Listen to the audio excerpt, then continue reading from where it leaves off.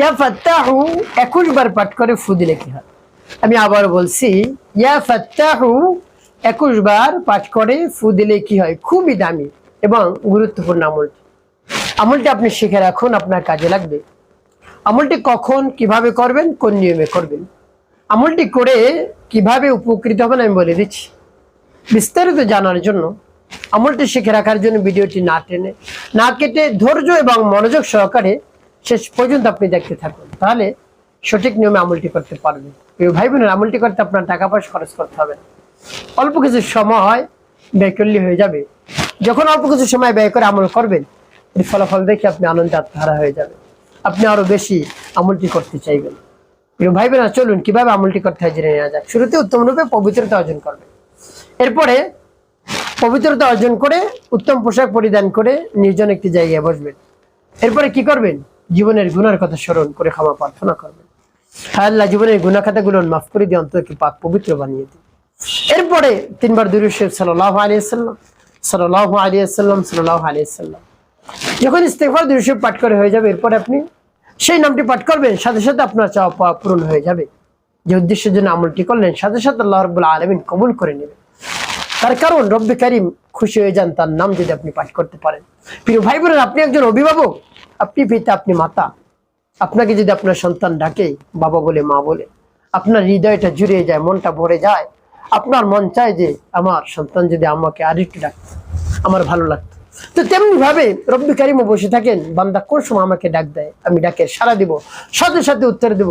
রব্বে কারীম বলে দিয়েছেন, উদউনি আস্তাজিব লাকুম, বান্দা ডাকতে দেরি, ডাকের উত্তর দিতে আমি মোটেও দেরি করি। তো প্রিয় ভাই বোনেরা, আল্লাহ রাব্বুল আলামিনকে আপনি ডাকুন, তার নামে স্মরণ করুন, বেশি বেশি ডাকবেন, চাইবেন। একেবারে ছোট থেকে ছোট বিষয়, ছোট থেকে ছোট জিনিসও দরকার হলে তার কাছে বলবেন। তার কারণ সবকিছু ধনভাণ্ডারের চাবিকাঠি তার হাতে, রব্বে কারীমের হাতে।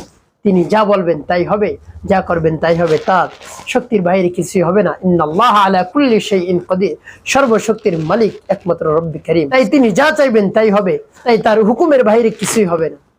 তাই আল্লাহ রাব্বুল আলামিনের নামকে আপনি স্মরণ করুন। প্রিয় ভাই বোনেরা, সেই নামটা আপনি পাঠ করবেন। যখন পাঠ করবেন, রব্বে কারীমের কাছে বলবেন, আল্লাহ আমার আমলকে, সময়কে কবুল করুন আর আমার সমস্যা সমাধান করে দিন।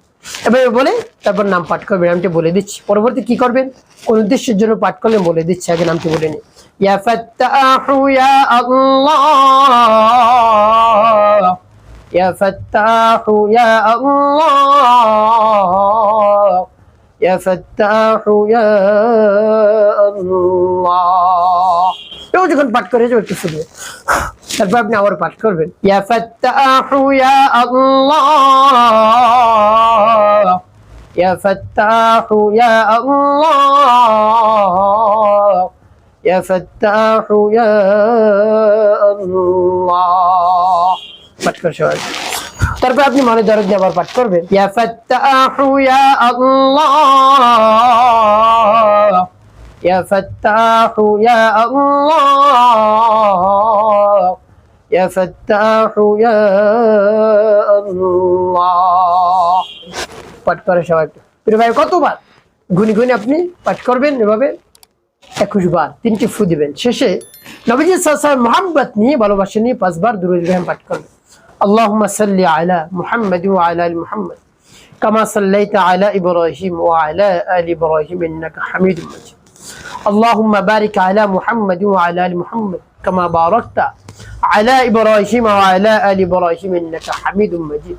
اللهم صل على محمد وعلى ال محمد كما صليت على ابراهيم وعلى ال ابراهيم انك حميد مجيد. اللهم بارك على محمد وعلى ال محمد كما باركت على إبراهيم وعلى آل إبراهيم إنك حميد مجيد. اللهم صل على محمد وعلى آل محمد كما صليت على إبراهيم وعلى آل إبراهيم إنك حميد مجيد. اللهم بارك على محمد وعلى آل محمد كما باركت على إبراهيم وعلى آل إبراهيم إنك حميد مجيد. যখন পাঠ করা হয়ে যাবে, 2টি ফু দিবেন।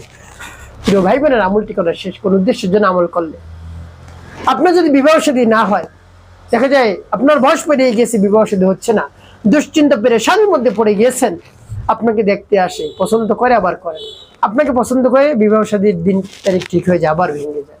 এভাবে করতে করতে আপনার বয়স পেরিয়ে গিয়েছে, সমাজের মানুষ আপনাকে নিয়ে বাজে মন্তব্য করে, সেটা শুনে আরো বিরক্ত বোধ মনে করেন আপনি আরো কষ্ট পাচ্ছেন, এমত অবস্থায় রব্বে কারিমের স্বর্ণপন্ন হন, দেখবেন উত্তম জীবন সঙ্গিনী আপনার জন্য আল্লাহ রাব্বুল আলামিন ব্যবস্থা করে দিবেন ইনশাআল্লাহ। অতি দ্রুত সময় বিবাহ শাদী হয়ে যাবে যদি রব্বে কারিমের কাছে বলতে পারেন, তার স্বর্ণপন্ন হতে পারেন, তার বরত্বের কথা প্রকাশ করে, তার প্রশংসা করে 2 ফোঁটা চোখের পানি ফেলে দেখুন কি হয়।